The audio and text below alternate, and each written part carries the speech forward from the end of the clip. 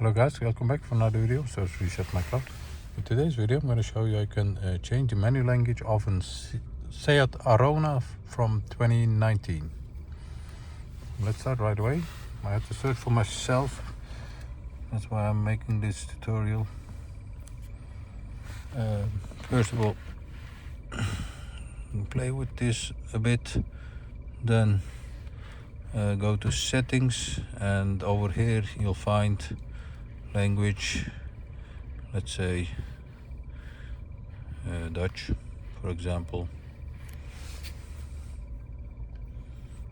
and as you can see the menu is now in Dutch.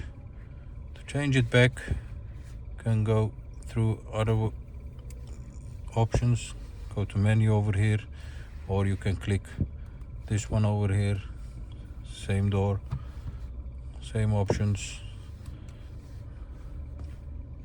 English, and now it is back to English again.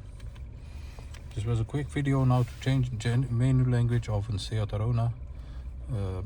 Give us a thumbs up if you like our videos. Don't forget to subscribe, and hope to see you next time with another video. Stay safe, take care, bye bye.